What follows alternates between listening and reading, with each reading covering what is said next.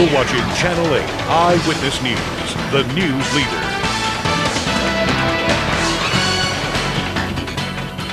The Las Vegas Landmark is in financial trouble. Binion's Horseshoe, the classic downtown casino, had to shut down some of its games overnight.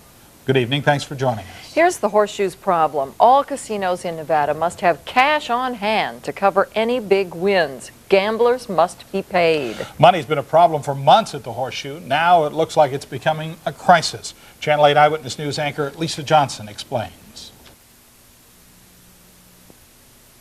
30 years I've been playing here, and I've never seen this happen. I mean, it's never happened before. But longtime Binion poker players like Cleve Haley are shocked that the Horseshoe Club was forced to close nearly half of its games. But these hardcore players still believe in Lady Luck. Close down? Absolutely not. Becky Binion is not broke. The majority owner of the Horseshoe Club, Becky Binion, may have money, but her family's casino is having money problems. The Gaming Control Board shut down 40% of the casino's slots and table games. Gaming Control Board Chairman Dennis Nylander tells Eyewitness News Nevada state law requires casinos have a minimum bankroll on hand to pay out winners. The minimum is calculated on a casino's number of games. What happened over at Binion's is that they fell below the minimum bankroll.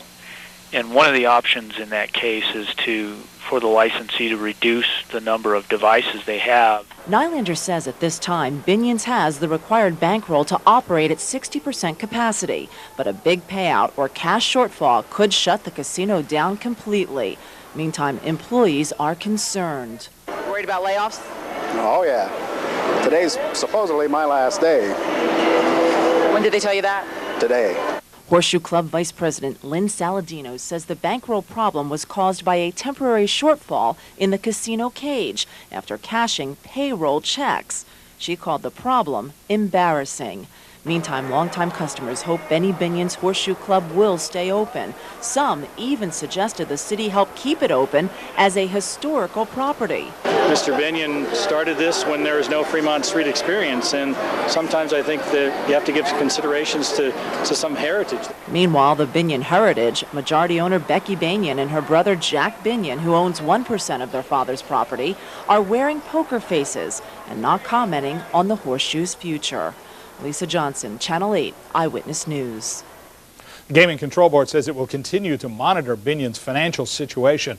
A shutdown of Binion's could cause problems for Mayor Oscar Goodman's downtown revitalization plans. You'll hear from him about that tonight on Eyewitness News at 11. Binion's Horseshoe is one of the oldest casinos here in Las Vegas. Here's a look at the history of that property. In 1951, legendary gambler Benny Binion bought the El Dorado Club and renamed it Binion's Horseshoe. It was one of the first downtown clubs to have carpeted floors. In 1970, Binion's hosted the first World Series of Poker. In 1988, the property expanded, taking over the Mint that was next door. Benny Binion passed away on Christmas Day in 1989. His family has been running the resort since then.